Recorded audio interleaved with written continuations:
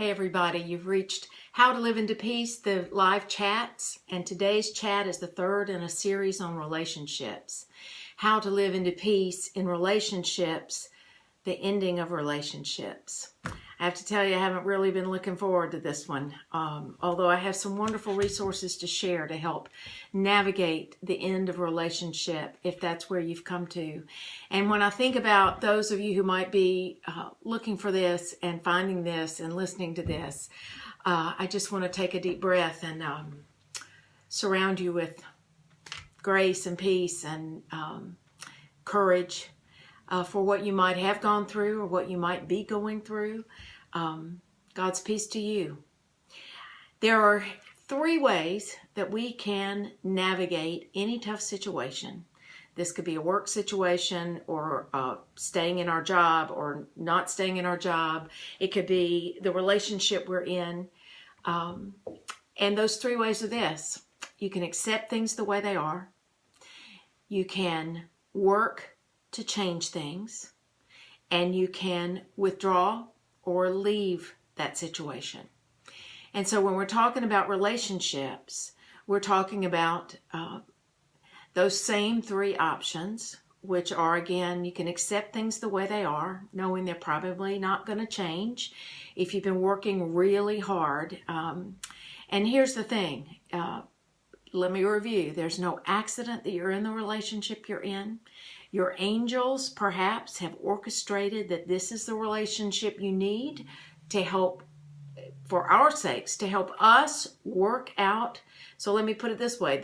I'm in a relationship that I'm in so that I can work on my own soul's work, so that I can work on healing and moving from the being caught up in the world story, my story in this world, or graduating from it, so that everything in my life is not defined by that. If that is where we're headed as peace on earth, then every relationship, every conversation is orchestrated for our benefit, not to hurt us or to break our hearts, although often it feels like that, but so that we can move from what we are in, working on it, and then working through it if that is the divine order for us. We will know that in our hearts. We will not know it in our heads. We don't know all the information to figure things out. And we certainly can't work on somebody else's stuff. So all we can work on is our stuff. And so when we're confronted with a thing, let me just give you this example that came to me. And that is, I am in, you probably already know, I'm a United Methodist pastor. I'm part of the institutional church that in this moment is not okay with same-sex relationship, same-sex marriage, and have come down in judgment of that. Because of my experiences with my own brother, who I dearly love and who is deeply Christian and was born with same-sex orientation. It's not something that he was taught, or if he was, it was so early on, he didn't have any control over that. He is who he is. My feeling is because he was born in a body that was created with that same-sex orientation. We can disagree about that, but my point is, and please don't turn me off just because I may disagree with you about this. My point is, now I'm in this church that is in judgment, has a different point of view than my own story and belief about that. And while I have agreed to abide by the decisions of the United Methodist Church, this is 2017, not to be a part of a marriage, a same-sex marriage, I can be within the church and do what I can to have conversations and to talk with people about what those biblical passages were meant to say in a culture where priests were abusing young boys at the time. All of that's a whole different thing. But I can stay in the United Methodist Church and work toward that or toward a time when we are more loving, as Jesus loved us, we are more loving to each other. Or I can leave, as many people who are same-sex oriented have done. But my choice is to stay in the midst of it and work through that. I have to accept that right now those things are just the way. I have to accept that the church is where it is at this point, and know that there are many others like myself who are in the midst of the church, who are trying to work under the law with the United Methodist discipline, under those, and work with it, not trying to break the law, but trying to work in the midst of it. That's a tough one. And every relationship issue is even tougher than that.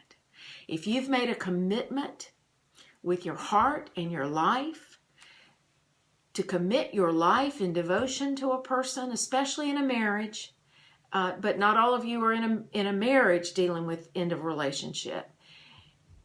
But when you're in a marriage and a commitment that you've committed your life to,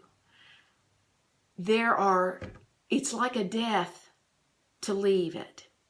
It's like a death to end a relationship or be a part of the end of a relationship when you meant to live out the rest of your life in that relationship. I have done that several times. Devoted myself to being there for the rest of my life, and then found that my angels took me to a place where it was not possible to be in integrity with God and stay in the relationship. 3 ways we can accept it the way it is, and in that is a knowledge that we may not ever, that person is not ever going to be able to change. Can we accept if they are not also working on it? So I'm also reviewing the second about being in relationship. Hopefully, prayerfully, you have been in a relationship where there are 2 of you who want it and who are devoted and want this thing to work out.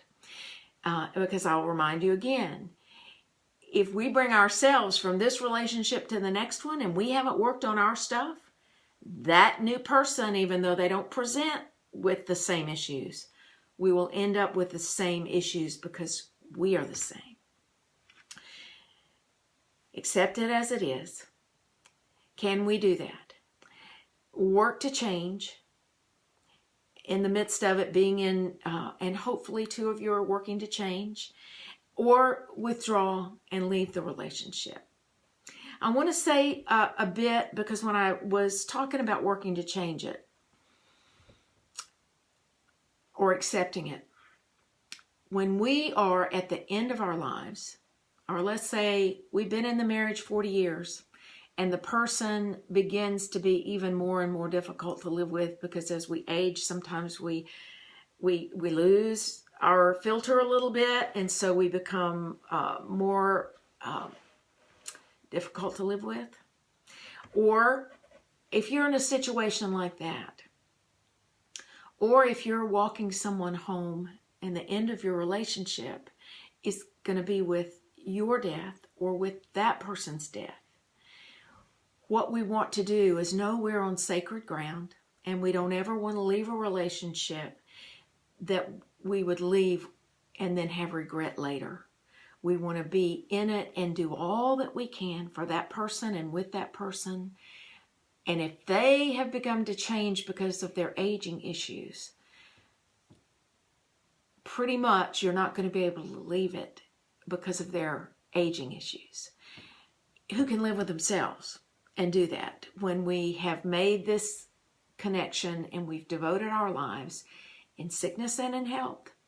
And this may become a more and more sick situation. And so there are ways, and there's support groups. I'm thinking dementia support groups. There are support groups in your church just to walk with you in your Christian walk. If you're not in a church and not a church person at all, there's tons of books, tons of stuff online to help you get through living with a person who's presenting particular issues, so that you can live with yourself. Let me just turn the ringer off. Hold on.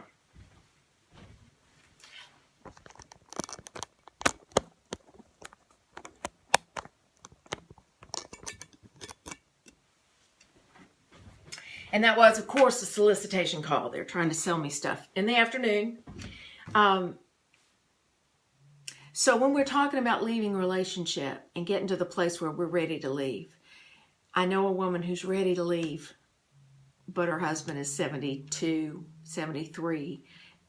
There's no way she can leave and feel good about leaving. So her job is to stay in it, accept it as it is, and get as much help as she can to help walk him through whatever issues are presenting. So now let's talk a little bit about the end of life and a relationship that is ending because of the end of life. We want to do everything we can that doesn't do harm to us. And what I mean by that is, if you're with a person who is terminally ill or has dementia, and so their mind is you're losing them because they are no longer who they've always been.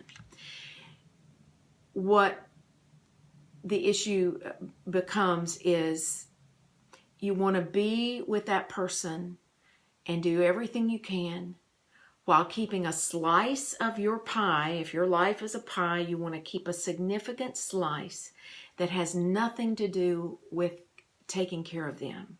Because when they are no longer with you, you want to have a slice of your life that still is recognizable. And if you've given yourself over to caring for that person, and you've lost your identity in them and lost really your life in them, then that's not healthy for you. And we are to love others as we love ourselves, not instead of loving ourselves. So we want to continue our love for ourselves. Keep that slice of the pie of your life that's separate from, if it's a yoga class, whatever it might be. Toward the end of relationships, if it's not for a death or if it's not for aging, what happens is we begin to be, one of the symptoms of the end of the relationship is you begin to be attracted to another person or other people. You begin to be attracted, and the symptom is, it's a symptom of the problem in your relationship, your primary relationship. And so if you go on that detour and you think, well, I've fallen in love with someone else,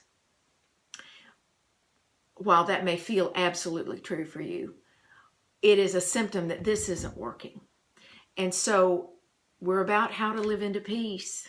And if you want to stay at peace with yourself and without regret, if you work on the primary relationship until it is ended or until it is complete, and maybe completeness means you will be with that person for the rest of your lives.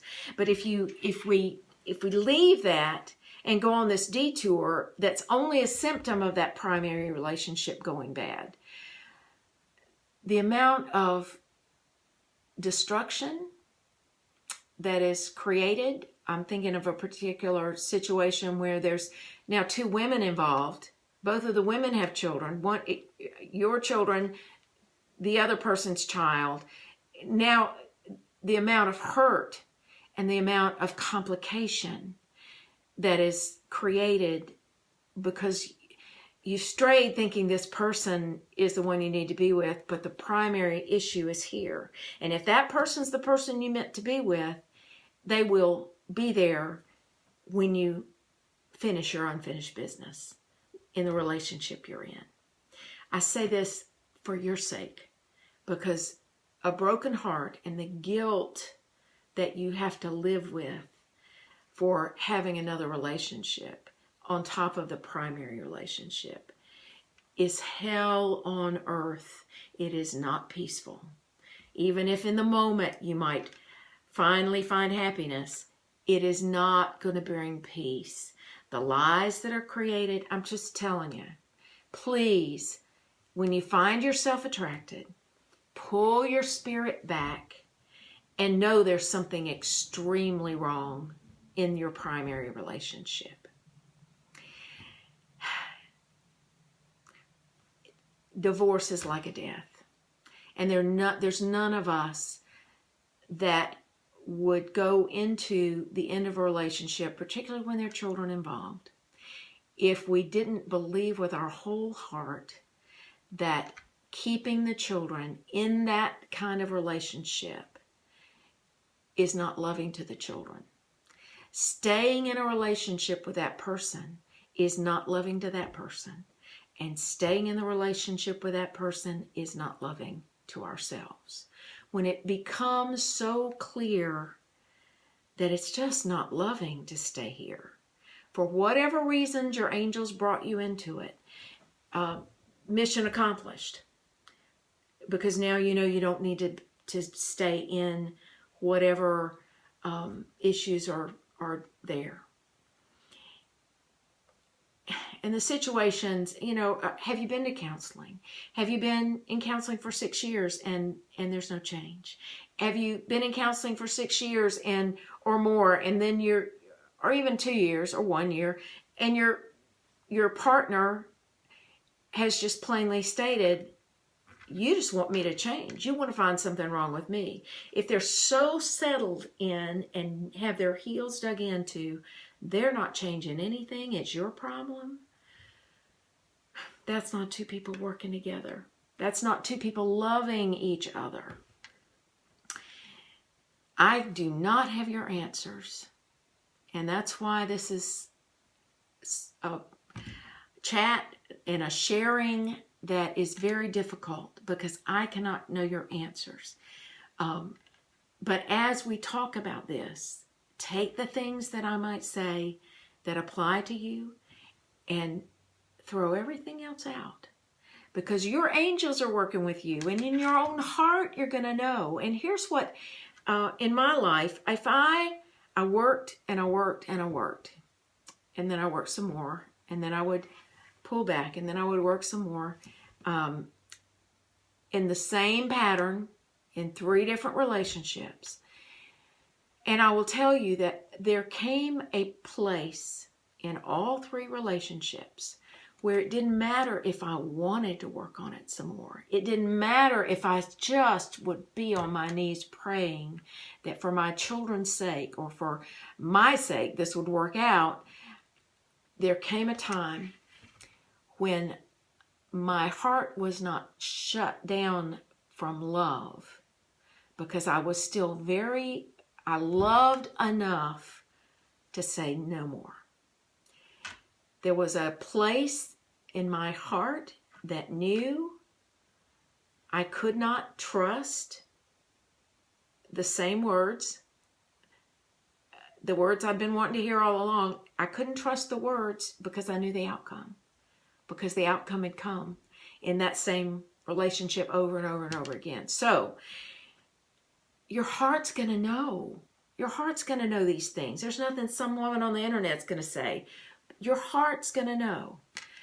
And in the stillness, if you're not running toward a place outside the marriage, or if you're not running from the place that hurts so badly and trying to pretend it doesn't hurt, if you are being loving with yourself and you want the truth to be available to you in a way that you're aware of it, so that you can move on with your life as best you can. Because it being like a death, if you'll look at that live chat about huge loss, a divorce is a huge loss. And so it takes time, it takes talk, it takes tears. You don't just run into the arms of another person. It's going to harm you even more. And you'll end up in the same energy, perhaps. Just trust me on that. Or not. You can go and do and learn for yourself. But I would wish that you wouldn't do that.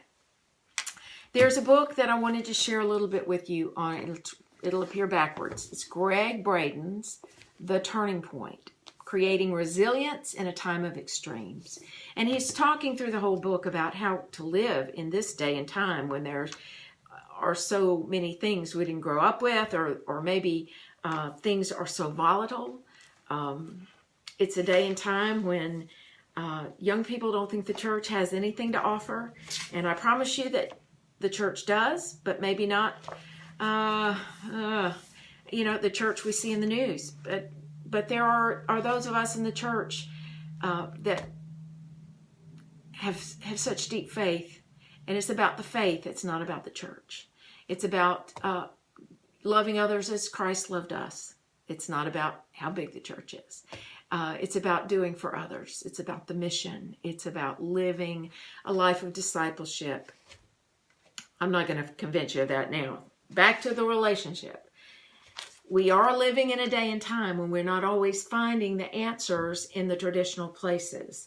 But this is a little part of his book that's entitled, How Do We Know When It's Time for Change? Gregg Braden, 2 G's, Gregg Braden. He's a fabulous teacher and a scientist. And on page 104 of this book, he says, once we know how easy it is to create and embrace turning points, which is the name of the book, The Turning Point, how do we know when it's time for change? The reason is because it's usually our change is about relationships.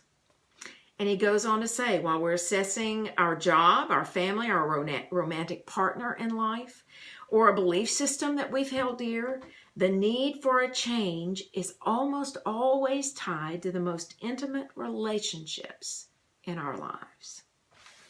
That's what makes it difficult to make the changes.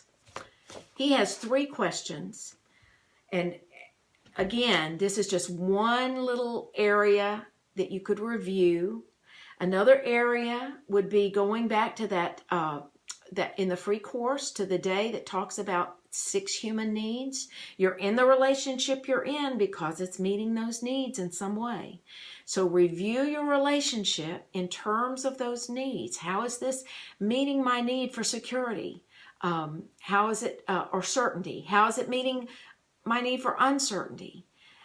Look at that. That's one way to assess a new job. It's a way to assess changing anything, but also changing relationship. Here's another way, just another tool for looking at your relationship. This question is, am I happy in this relationship? That's question number 1. Am I happy in this relationship? He says, while there are always exceptions, most of our choices are about a relationship. Our relationship doesn't have to be with another person, however. It can be with ourselves and linked to a job, a way of life. We already covered that. Once the question is clearly stated, the answer generally pops into our head pretty quickly. Our job is to honor ourselves by truthfully acknowledging the reality of what's been revealed. Am I happy in this relationship? Now, my friend who is with a man who's aging and is no filter publicly any longer, is she happy? No. She's not happy. But would she be happy leaving? No, because she's made this promise. So look at this from all the angles that you have available. The second question to ask of his 3, and this is knowing when it's time for a change. Second question, is it a healthy relationship?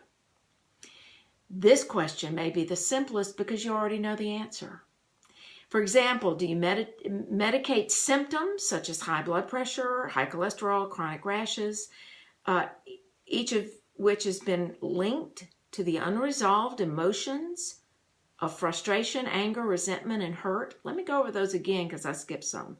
Are you medicating symptoms of unresolved emotions like frustration, anger, resentment, and hurt by having symptoms such as high blood pressure, high cholesterol, chronic rashes, and weakened immune system?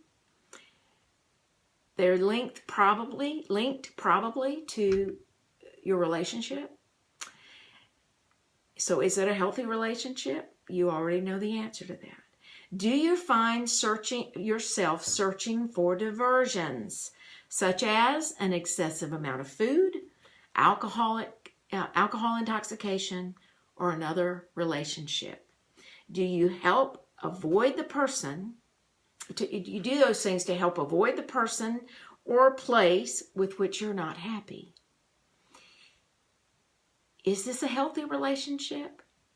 If you're trying to avoid it, you probably already know the answer. If you're medicating yourself because you're becoming unhealthy because of these relationship issues, frustration, anger, resentment, then you know the answer to, is it a healthy relationship? Third question, is it likely that things will improve? Is it likely that things will improve? This question is probably the most difficult of the three to answer, and you cannot know the answer if you've not already tried to make changes. So if you just have hit the first wall and you're saying, this is not working for me, it's not healthy for me, I'm out of here, you haven't given it everything you've got to give it. And trust me when I tell you that if you leave now, there will be regret and guilt down the road. And if you haven't done the work on yourself that this relationship is bringing up, you will end up, because your angels are working on you, they're going to have to bring you someone else that'll help bring up these same issues so you can heal. The valley of the shadow of death. Sometimes this life is like that, but it's all about our healing from those things. So, is it likely that things will improve? Have you had an honest and direct sharing with your superior, your coworker, your family member, your intimate partner? Honest and direct sharing. And the truth is, you first need to have this with yourself. Do you even know, truthfully, what's going on in you about this other? That's our first step as we begin to be aware. Then we want to come in and ask, have you then had an honest and direct sharing with your intimate other? And the third bullet point in how likely is it that things will improve? Have you sought objective and professional insights from therapy, counseling, or coaching? Please. And I can share information with you. There's even a place on the website, howtoliveintopeace.com, that allows for our doing some work together, if that's what you would like. Some paid work, honestly, paid work. But if you have a counselor, and we're not talking about pastoral counseling, my work with you would be spiritual direction, which is, what is it God's doing in this? Which is what these chats are about. What is it God might be doing here? Healing us with our relationship. Counselor, professional insights from therapy, counseling, or coaching. Because if you haven't done any of that, then you haven't given it your all. And if you're afraid of what you might find out about yourself, that's the very reason. That's the uncertainty, and isn't that exciting? You might find something out about yourself. So, please reference this book, this is 107, the 3 questions that help you know when it's time for a change. But I've covered the bullet points and I've covered the questions in this chat. If it seems like I'm a random select, I realize I have jumped, and my brain kind of works that way. And if you are trying to write this thing down and then I jump to something else, forgive me. If you're like my nature, you didn't have a problem with that at all. But if you're trying to take notes, and I've jumped back and forth from death to, please forgive me. It's such a huge thing, the end of a relationship. It is the most heartbreaking thing that I've experienced in my life, and that's including the death of loved ones. the end of a relationship because you feel like surely there was something else I could have done. And you don't leave until you know there was nothing else I could do, because it takes more than one person in relationship. And if I have gotten to a place where I know, where I'm certain that my heart has nothing left to give here, that the most loving thing to do is to leave. The most loving thing for my children is that they not continue to see that this is how a woman's supposed to be treated. That God help us. And thank God, most of you who are listening, because my age people, we don't go to the internet to look for stuff. Your age didn't grow up as mine did, with the roles of women and men defined like they were in the 60s and the 50s. So thank you, God. And please know that this is such sacred ground as you start to look at the end of relationship. Get someone to talk with if you haven't done that already. Have those who love you be in prayer for you, or be sending you positive energy, have the higher power, however you want to think of that. It's all the same truth, but we all do think about it differently. And that's just fine too. Living into peace sometimes requires our ending our relationship so that we can be free to move into the life we're meant to live, into that place where we've learned whatever it was our angels had us learning, or have us learning. May God bless you. And if you're watching this together with your partner, it is my prayer that you be able to work it out and work everybody growing together. But my experience is that usually there's one person who's willing to do, and this is from Carolyn Mace's work, one person who's willing to do this kind of level of work, and the other person may be stuck and unwilling to change. And my heart goes out to you.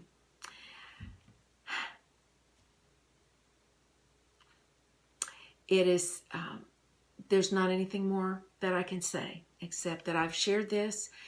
There's tons of material out there. I've shared with you the very best that I have been aware of as I have navigated these issues. But so this goes out from my heart to yours. Good night.